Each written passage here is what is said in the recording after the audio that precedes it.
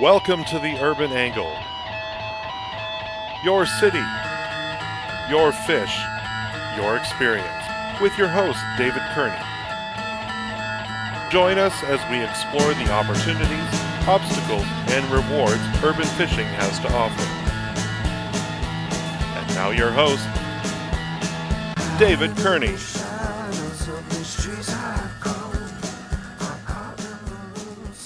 So are we on now? Are we good? Thanks for joining us this week on the Urban Angle. We have a great show for you today. You know, urban fishing can be a challenging endeavor. So many obstacles face the urban angler, access being one of them. It's the grassroots on-the-ground organizations associated with urban angling that can really help the average person looking to get out and explore their communities and learn more about the sport.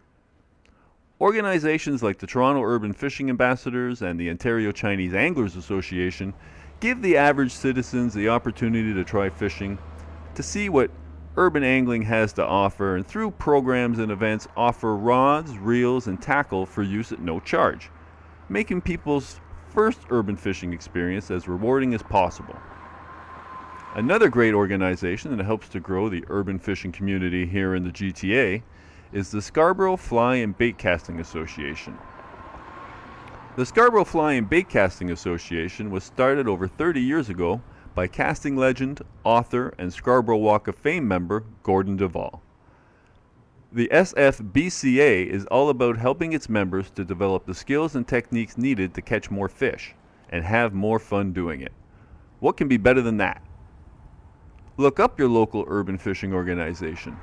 They can answer any questions you may have about the rules to urban fishing, and they can tell you what your rights are, and even give you a tip or two to help you put more fish in the net. So time is running out. Let's get to the interview.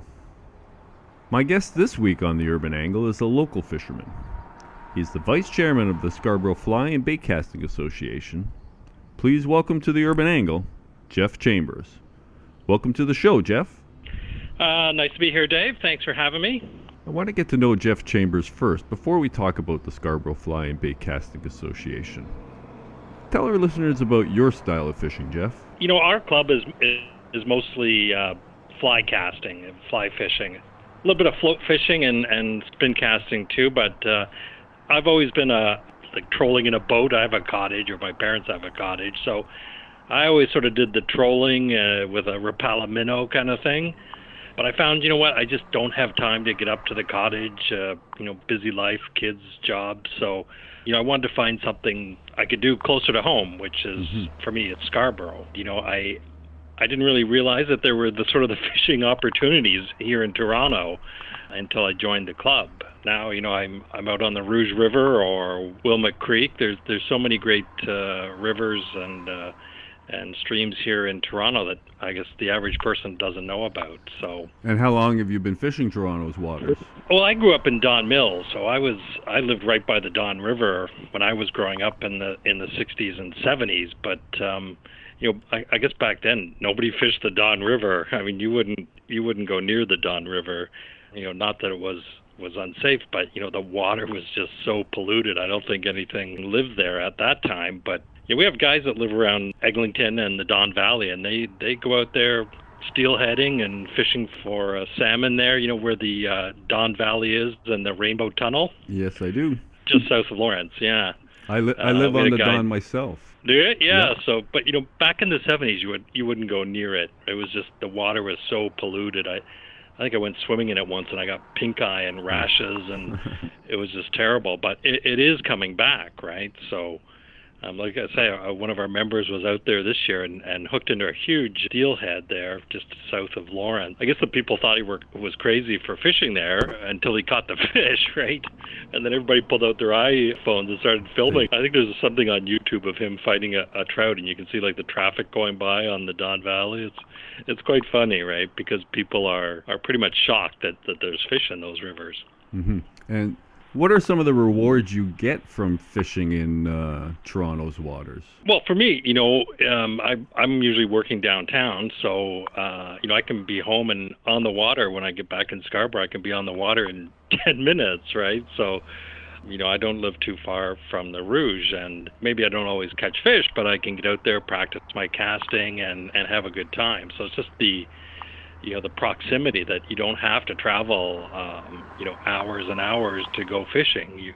If you know where to go, you can be on the water right from work, kind of thing. So convenience, I guess. Yeah. I mean, I go up to Halliburton and the Kawartha Lakes and that kind of thing when I have the time. But sometimes it's nice on a summer evening, just grab a bite of dinner and then head out on the water, kind of thing. Just to be able to get out there quickly, I guess. And do you ever take your rod down to work with you and go down to the bays in downtown Toronto? I do. Doesn't everybody carry their rod in their car trunk? Yes. And it's a funny story because I think I met you. Our club has a booth at the Toronto Sportsman's Show, and I think I was talking to you. You were there with Toronto Fishing Ambassadors. Yeah, the Toronto Urban Fishing Ambassadors. Yeah. So I think you told me some spots that you had tried out. I guess at the time I was working sort of Queen and Bay, and so I just went down to the foot of Bathurst there by Ontario Place and my little spinning rod with me, and people are thinking like, who is this guy? I think I was wearing a suit and tie too, right? So there's like the marina or the place where people keep their yachts there near Billy Bishop. Yeah. So there I am, my suit and tie, just like casting into the marina there, and I actually did hook into a brown. Did you? Oh, nice. Did you land it or? I didn't. I had to get going. I actually had to pick my wife up at Billy Bishop, so I think it actually made me late and I got in trouble. So. But it was fun, and people were looking at me. You know what I'm saying? People are walking along by the baseball diamond there, and they're looking at you. It's like, who is this crazy person, and why would they be fishing in Lake Ontario, right? I mean, I don't think people realize that there are fish, and you can fish Lake Ontario. Yeah, there's great fishing down there. I didn't get to do enough of it this year, but I'm hoping 2016 brings me more of the opportunity to get out and fish Toronto's waters. Yep. The rivers too. I'm really looking forward to getting into drift fishing a little bit more.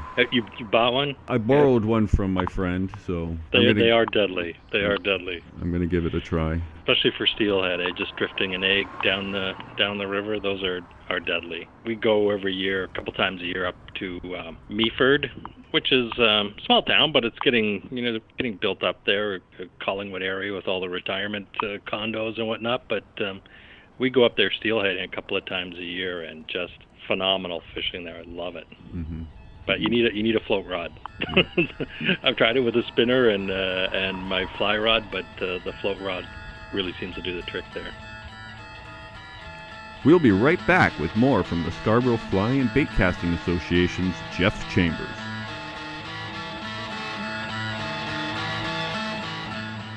Kitefish quality flies are hand-tied to perfection. Visit us at www.kitefish.com for our complete line of products, including flies, beads, and promotional offers at fantastic prices. Use the code RADIO1 to get free shipping and no tax on your next order. That's www.kypefish.com. Castle Rock Outdoor Marketing. We're here to help put your business on the map. At Castle Rock, we specialize in marketing for outdoor companies. No company is too big or too small for Castle Rock Outdoors Marketing. Contact us at castlerockoutdoors@gmail.com. Find Castle Rock Outdoors on Facebook and on Twitter at Castle Rock Media. Castle Rock Outdoor Marketing. Welcome back to the Urban Angle. We're speaking with Geoff Chambers from the Scarborough Fly and Bait Casting Association. So let's talk a little bit about the Scarborough Fly and Bait Casting Association. Is it a not-for-profit organization? Yeah, we're just raising enough money to pay our bills, and we're not a fancy fishing club. I mean, people are always asking, what river we're on or what lands we own. We're not that kind of club. We're not a fancy club with our own pond. We're just, basically a group of 30, 35 guys that like to fish and like to get together and build bamboo rods. Is one of the things that sort of sets our club apart, that we like to build those old style split cane bamboo rods. Mm-hmm. And obviously we do fly tying throughout the year, and as our name implies, we teach people how to cast properly, spin casting and fly casting and bait casting a little bit. We in terms of urban fishing, we cast every summer and at the the Scarborough Civic Center right near the Scarborough Town Center shopping mall. There's it's like a little man-made wading pool there behind the Civic Center. Yeah.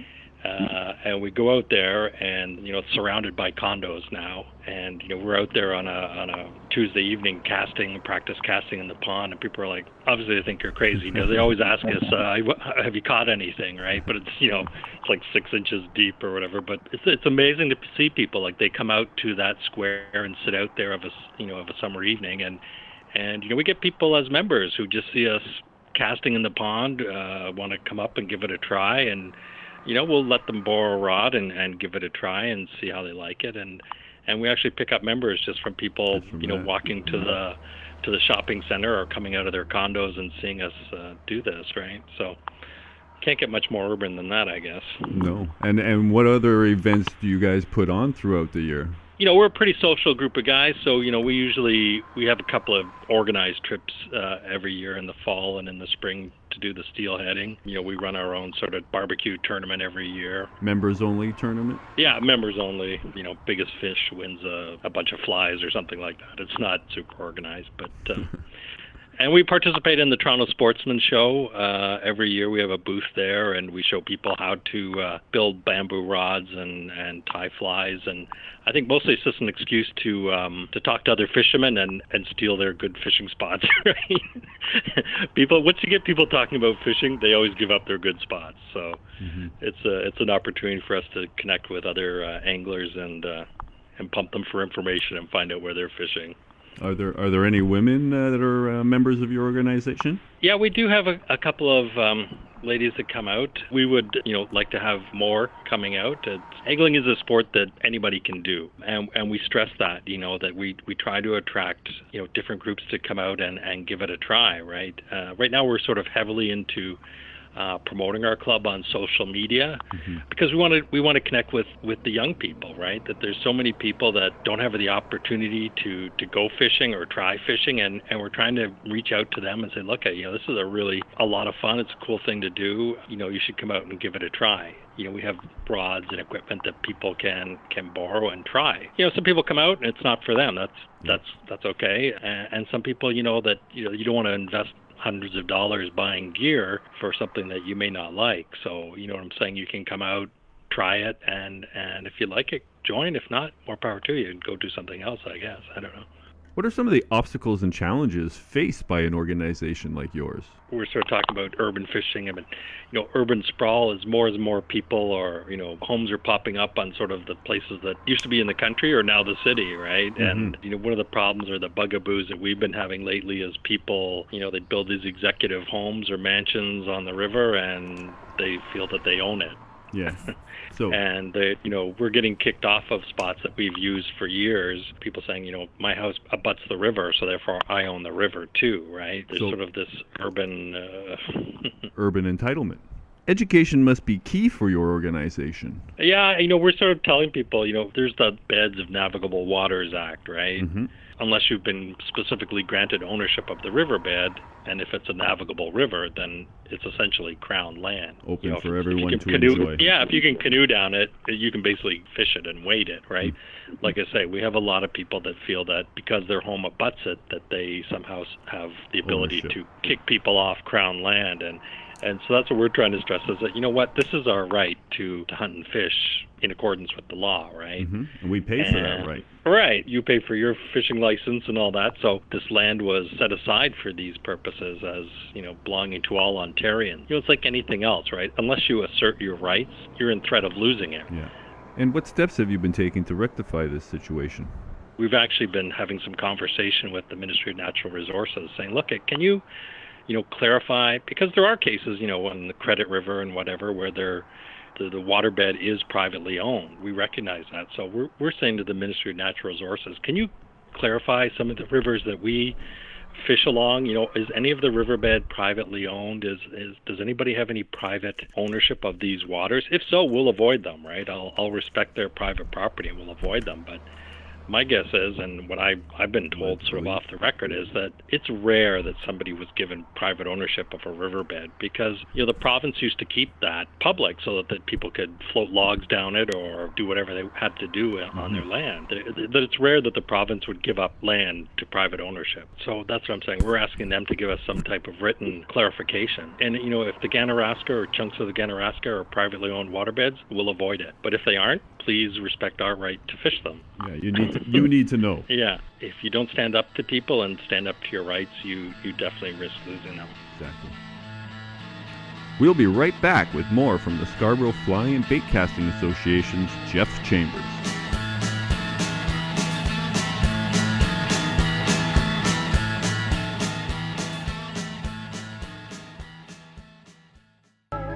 Interactive, educational, and inspirational is what Fishing Frenzy is all about.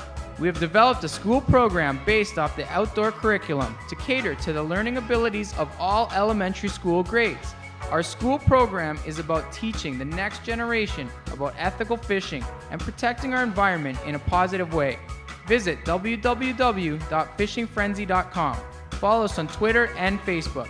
That's Fishing Frenzy, friend with a ZY. Kitefish quality flies are hand-tied to perfection. Visit us at www.kitefish.com for our complete line of products including flies, beads, and promotional offers at fantastic prices.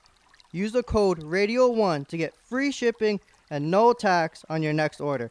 That's www.kypefish.com. Blue Fish Stewardship Tips. And now here's Lawrence Gunther with another Blue Fish Stewardship Tip.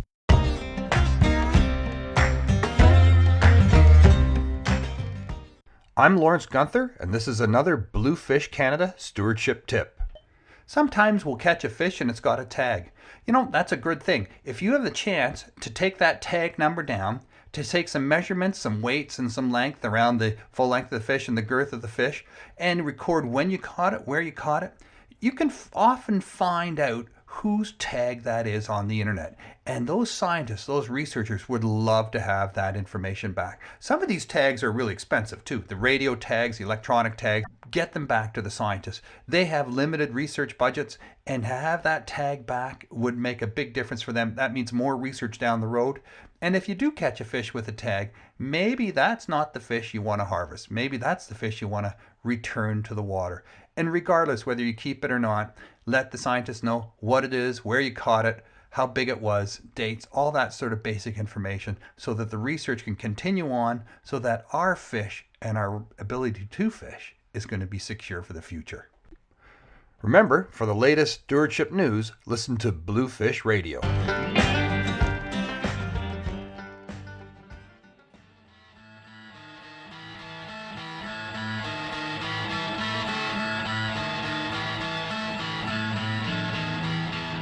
Welcome back to the Urban Angle. We're speaking with Geoff Chambers from the Scarborough Fly and Bait Casting Association. And when does your organization meet? Between fall and winter, we're sort of indoors. So we meet every other Tuesday, and it sort of varies between members' households. So sometimes it's up around Steeles and the 404 or Warden and Highway 401. And so we'll meet there for a couple hours in the evening, tie flies. There's usually guys building rods. And so that goes, like I say, fall, winter. Obviously, once the spring comes, we're probably out fishing a little bit more. And then we do sort of our casting practice at the Scarborough Civic Center, I think every week in the summer and the spring. So the Scarborough Fly and Bait Casting Association was created over 30 years ago by bait casting legend and author and Scarborough Walk of Famer, Yes. Gordon Duvall. Yeah, he's still around. He's 80-something now. He's a little slower than he used to be, but I tell you, this guy can double haul a fly line and throw that thing like the length of 3 football fields. I'm lucky if I can get it going 30 feet or whatever, but this guy can I think that's we all learn to do this, the double haul. If you're a member of the Scarborough Fly and Bait Casting Association, at some point you're going to have to do the double haul, which is a bit of a tricky cast, but if you can get it down, you can really cover a lot of water. I'm still working on it. Gord is the expert. Yeah, this guy, he used to compete across North America and internationally in fly casting tournaments. So, he's probably forgotten more fly casting stuff than I'll ever learn. So, he is the master. We have people coming as far away as New York State to learn from him because he's just a wealth of information. He's a great guy. Well, that's great. So how can our listeners learn more about your organization? Well, like I say, we got social media sites. I suggest people check those out. Google us. Our Twitter account is at SFBCA Fishing, and our website is www.sfbca.ca. You can check both of those sites, and it gives information on how to join and the cost of membership and that kind of thing. $50 a year is what we charge, so pretty reasonable. Very reasonable for the opportunity to learn from a master and even the opportunity to build your own rod. Yeah, I mean, if you were to buy a bamboo rod these days, I think it's about $1,000, $1,200. And, we have all the equipment, so even if you're all thumbs, somebody like me who, can't drive in a nail, I mean, I was still able to build one, so well, if I can do it, anybody can do it. You had mentioned you've been doing a lot of work in the social media realm, promoting your organization, and I found you guys there. And it was the rod building that really piqued my interest, something that I think I would be very interested in getting into. Like I say, it's not something that most clubs in Toronto that offer that. It's just a cool thing, right? If you've ever fished with a bamboo rod, it just has a different feel, because it's a living product. It's not a piece of carbon or something. It's alive. So it gives a really sensitive touch to it, and it just a springiness that really get a fish on it. It comes alive. You can tell I like using it. They're a lot of fun to use and a lot of fun to build and just a cool thing to have. I think I'm going to look you guys up and try and come out to some of your events, see if I'm down for becoming a member of the Scarborough Fly and Bait Casting. I live in East York. Do I have to live in Scarborough to be a member? No. We take anybody. Most of our members are probably in East Toronto, Scarborough, but we have a lot of guys from Oshawa and Durham region, and people down from the beaches will make the trek up to Scarborough. It's worth the drive to Scarborough. We tell people, and you don't have to actually live here. It's where we're based. So well, I want to thank you, Geoff, for joining me here on the Urban Angle. I'm glad that we've had the opportunity to tell our listeners a little bit about your organization, and I look forward to meeting you again and maybe doing some fishing with you sometime. Great. You're always welcome to come up to Scarborough and wet a line with us. And like I say, if anybody else is interested in learning more about casting or fly tying or bamboo rod building, they should check out the Scarborough Fly and Bait Casting Association. I hope they will. Okay, great. Thanks, Geoff. Have a great day, and we'll talk to you soon. Cheers.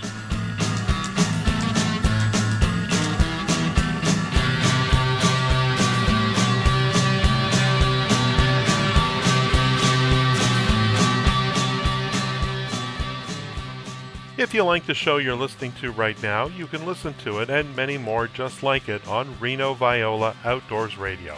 Fishing, hunting, boating, and the rest of the great outdoors 24/7, 365 on Reno Viola Outdoors Radio. Download the free Reno Viola Outdoors Radio app or visit WRVOradio.com online to see the lineup and schedule. That's Reno Viola Outdoors Radio, and enjoy the great outdoors. What a great show. Thanks to Geoff Chambers from the Scarborough Fly and Bait Casting Association for speaking with us. I hope to be out building my own bamboo rod real soon. Thanks to Jeff Donor, our incredibly talented sound engineer. Thanks to Josie Dacres, my dynamic copywriter and editor. Thanks to our sponsors, and a huge thank you to our listeners. We want to hear about your urban angle. Drop us a line at theurbanangle.radioshow@gmail.com. Join the conversation on Facebook at /theurbanangle, and look us up on Twitter at @theurbanangle. If you have missed any of our past episodes, you can catch up on them all on our YouTube channel. Look us up. Join us next time on The Urban Angle, where we'll be talking more urban fishing. Thanks for listening.